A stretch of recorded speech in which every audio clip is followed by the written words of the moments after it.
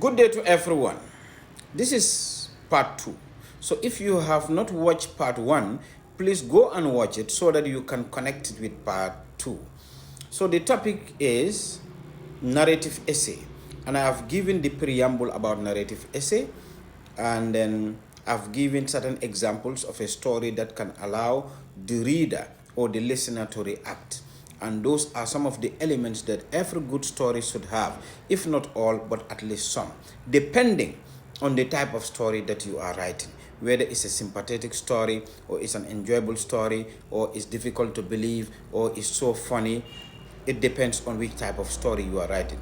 Now, I've already said that, let's say the examiner set a question and it reads, write a story that ends with the statement, had I known, I would have listened to my mother's advice. Quickly, I just want to give you a story about this type of a story.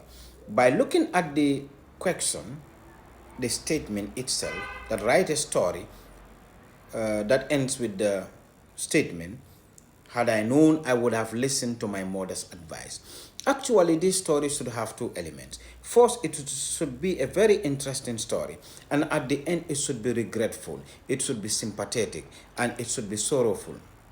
And then, by the way, at the end, there must be a lesson to learn. So, therefore, the story should go like this. The heading, after the heading, you create a scenario. I will show you an example. And after creating a scenario, you should start with a very interesting facts. Then gradually, people should sense sympathetic move in your story. And at the end of the story, it should be regretful. And the whole story should appear as a lesson. Now, let's move.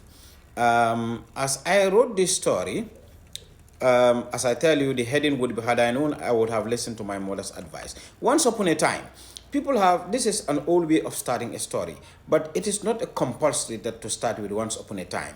You can say, start with dating, to say, in the year 2004, you can start with that. Or you can say, in the period of old times, all right? Or you can say, long, long ago. So once upon a time, I came into this world as a Mandinka boy. When I started recognizing myself as human, my mother enrolled me in one of the nearby kindergarten. Within 2 terms of my regular attendance, I was able to recognize sounds and formation of letters. Consequently, I have a super kanja mouth, as our teacher always addressed me, change your ways, while focusing on me with great concern on his face. I had no idea of what he was saying at the time, but those words keep on dangling on my mind until to this day. Goodness me, I now know its meaning. Little do I know he was just wanting me to behave well. However, after all, I passed the kindergarten to primary level. My talkativeness has paid great dividend in transforming me into an orator at that stage. This quality made my mother to advise me to become a politician or public speaker as such. Moreover, as I tried to proceed to junior secondary school, subject like English language and literature becomes a driving force of academic career in conjunction with other subjects. When I became a ninth grader, I sat to Gambia Basic Education Certificate course, GABES for short, and came out with a promising result, having A1 in English language and literature.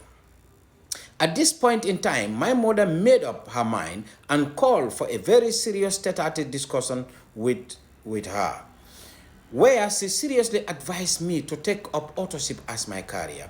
Without any hesitation, I accepted in totality because I was also in tune of taking a job that has to do with language and writing.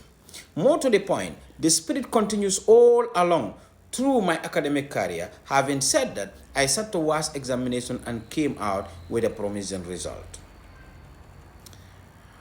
My mother was very pleased with me. We were all looking forward to my authorship by furthering my education to the university to become better in my endeavors. As the saying goes in our local dialect, the stick to bust the eye cannot be foreseen. It was on Friday evening, two friends of mine visited me in their new military uniform, looking very smart and successful. Looking at them at the time, it's like they have started making in life, or they have already made in life. I was actually very envious of them. They have started receiving salaries. The following day, I went straight to the military academy to register myself without informing my mother. I did the training underneath. Finally, the day of our graduation was the day I told my mother. She was shocked but left with no option except to take it in good faith. Due to the credential I presented, I spent only a few months to be given a promotion. I started dining with military top rankers. They planned to overthrow the government on one particular moment. Unfortunately, it was unsuccessful. They were all arrested, including me, as I was considered very close to them. The prosecution started at the military tribunal. At last, we were all sentenced to death. While I was standing in that podium in the court, my mind flashed back on the advice of my mother. I was left with nothing except to say that had I known, I would have listened to my mother's advice. So, you can see, as I tell you, this story, when you listen to this story, of course, there is a moral lesson to learn. That you must all the time respect the advice of your mother, respect the advice of your parents. Now, there are three things in this. At the beginning of the story, you can see I have created a scenario. The scenario that will lead me to a very interesting conversation, a very interesting narration. Then at the end, you will start to signal that at the end something happens which is unthinkable.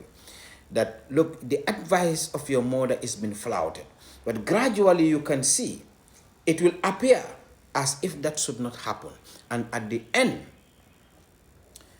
becoming a high ranker, a top ranker, is a good thing. But at the end, what happened? Because you flouted the advice of your mom, this has become a disaster at the end because you were sentenced to death. So the only thing that can come to your mind is a regretful thing. Had I known, I would have listened to my mother's advice. Meaning, if I had listened to my mother's advice, this would not have happened. So, in a nutshell, just to recap, when you write a story, the reader or the listener should react to your story. And this is the essence of the story. So this story, it has three elements. One, it is very interesting. Two, it has a regretful and sorrowful moment. And at the end, the whole thing becomes a lesson to be learned. So if you enjoy, as I said, if you enjoy these classes of mine, please subscribe, please share the content, and try to get my number. I will share the number on the screen, so that when we have a lot of students, we can create a time for online classes so that we can go deep on live in order to explain. Because right now on TikTok, I only have 10 minutes to explain. So that's why I am cutting everything short for a better understanding. So in order for us to proceed on this, I need more students on board to send hi on my WhatsApp. The number will be on the screen here.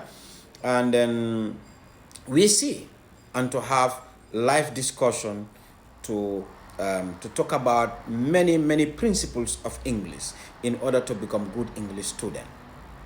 Thank you so much. You're welcome.